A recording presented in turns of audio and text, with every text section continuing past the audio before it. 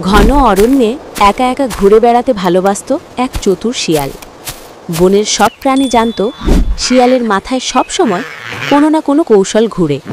সে বুদ্ধিমান, আবার একটু লোভীও, কিন্তু সে কখনো কাউকে ক্ষতি করত না, শুধু কৌতূহল আর মজার জন্য বিভিন্ন দুষ্টুমি করত। একদিন সন্ধ্যার পর খাবার খুঁজতে বের হয়েছিল শিয়াল। আকাশে তারা উঠতে শুরু করেছে, হালকা ঠান্ডা বাতাস বইছে। ঠিক তখনই শিয়াল দেখল বনের ভেতর একটা জায়গা থেকে অদ্ভুত নীল আলো বের হচ্ছে। আলোটা ভাসছে, নড়ছে, আবার মিলিয়ে যাচ্ছে। শিয়ালের চোখ কপালে উঠল। সে নিজে নিজে বলল, এটা তো কোনো জোনাকি নয়, তাহলে কি?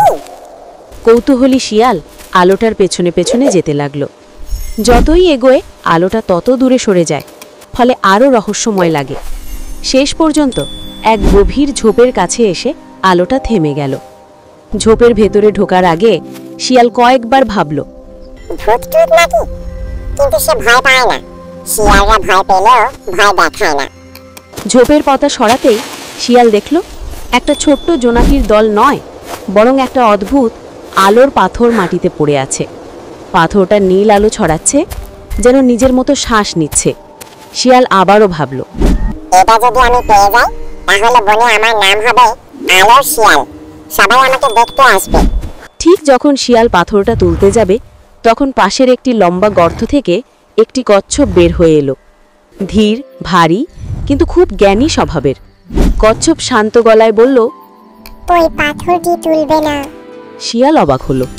কেন? এটা তো জাদুর পাথর। আমি রাখলে তো মন্দ কিছু হবে না। কচ্ছপ মাথা নেড়ে বলল, এটা বনের রক্ষা কবচ পাথর। এই পাথর রাতের অন্ধকারে পথ হারানো প্রাণীদের আলো দেখায়। তুমি যদি এটা নিয়ে যাও, কেউই বাড়ি ফিরতে পারবে না। শিয়াল থমকে গেল। সে বলল, কিন্তু আমি তো শুধু নিজের জন্য ব্যবহার করব। কচ্ছপ শান্ত স্বরে উত্তর দিল, বুদ্ধিমান হওয়া ভালো, কিন্তু নিজের লাভের জন্য অন্যদের ক্ষতি করা কখনো ভালো নয়। যে আলো শুধু নিজের কাছে রাখতে চায়, সে একদিন অন্ধকারেই পড়ে। এই কথা শুনে শিয়াল চুপ করে গেল। সে ভেবে দেখল, নিজের একটু সম্মান বা মজা পাওয়ার জন্য পুরো বন বিপদে পড়তে পারে। আর বনের প্রাণীরা তার বন্ধু। শিয়াল লোভী হলেও হৃদয়হীন নয়। সে আস্তে করে পাথরটা ঠিক যেখানে ছিল সেখানে রেখে দিল। তারপর বলল, তুমি ঠিকই বলেছো কচ্ছপ ভাই। আলোর জায়গা সবার জন্য।